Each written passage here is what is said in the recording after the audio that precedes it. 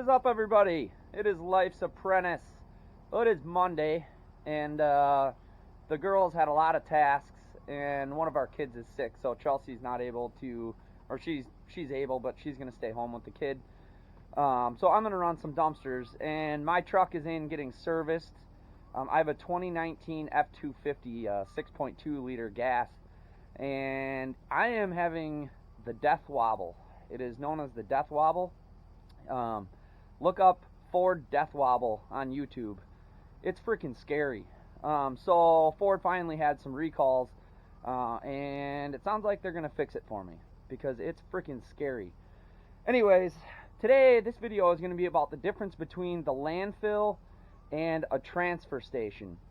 So one of our best customers, commercial customers, is they distribute liquor and liquor products, and when they have expired or damaged products, we have to take them to the landfill to get destroyed. That way nobody can pick through them, take stuff out of it, resell it, and so we have to take it to the landfill. That way the bulldozer can just level it right away. That's required by law. I believe it's the ATF that requires that to be hauled and destroyed. So we have a load right behind us. You can see here's some wine and I don't know, ginger beer and more wine. Down here we have some like margarita mix, you know, old-fashioned mix, and you can see this stuff is damaged and opened, and some of it's expired. So we're going to be taking this to the landfill. Now each one of these pallets is about 2,000 pounds, so they estimate the weight of these loads for us, and we charge accordingly. But they're estimating this one to be at about 7,600 pounds. So first things first, we're going to run this to the landfill. I'll kind of walk you through the differences between the landfill and the transfer station. And I have a couple other loads to pick up, and we'll take those to the transfer station. So I know there's other videos like this.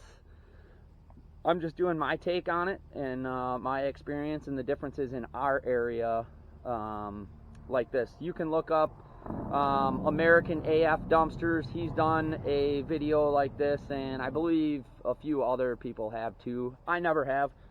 So that's what we're going to do today. Alright, we're pulling into the Appleton landfill here. This is a landfill. We do not have a commercial account set up, so we have to wait in the normal line. And the reason we could get an account, we're just not here that often where it makes sense for us. But, I mean, this is just your average, everyday kind of run-of-the-mill landfill. Nothing special. You know, this is where we're driving on the garbage, up on the hill, and dumping it right in front of the bulldozers where it's going into the ground. Now, the transfer station that we use, they load it into trucks and bring it here. You can see I got quite a line in front of me, which would be nice to get around, but like I said, we're not here all that often. But anyways, all of our trash ends up here, basically. It's just we don't transfer it here. They have a contractor that brings it on a giant semi-truck with a compactor. They push it into the semi-truck, and then they bring it here. The price per ton here, I believe, is a little bit lower than the transfer station, but it's really just not worth it, because from our yard to here is about 45 miles, and from our yard to the transfer station is about 20 miles, so it's almost double the distance. And most of our business is not up on this side of our service area. Does not really reach up here. We're going to go through the scale process, and everything is basically the same as anywhere else. You go on the scale, tell them your empty weight, what you have, and they give you a ticket. Going up the hill, this part's blacktop, so this part isn't too bad. But you'll see once we get up by the garbage, this is a thing you definitely want four-wheel drive. And that we have 7,900 like I said, they estimated at 7,800. They're generally really, really close with their weights.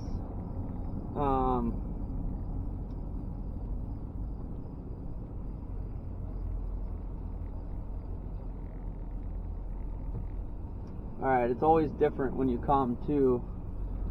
So last time we were dumping straight in front of us there. This time looks like we're going to be dumping way up on top.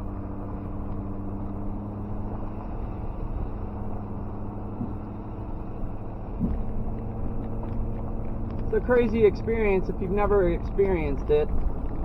This is where you're probably going to get a lot more flat tires and just in general have more issues in a landfill like this with tires and such.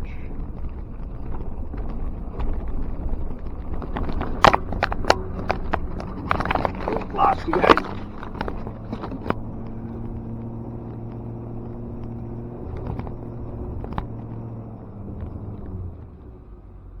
And we need to go into four-wheel.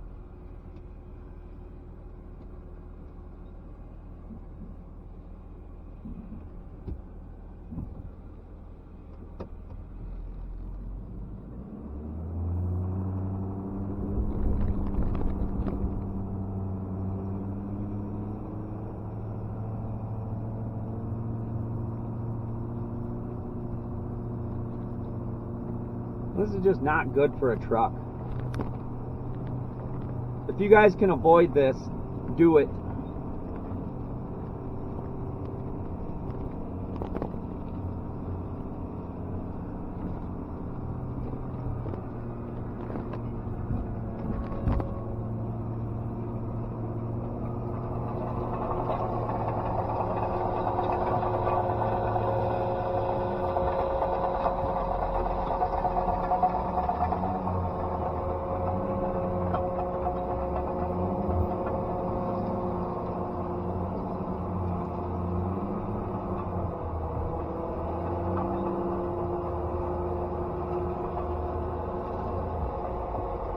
You're gonna see what we're driving on. All sorts of mess. You can see the bulldozers pushing it down into a pit.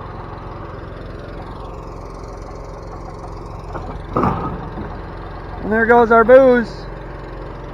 But look how deep you sink in. If you don't have four-wheel drive, don't even try this. You will not make it.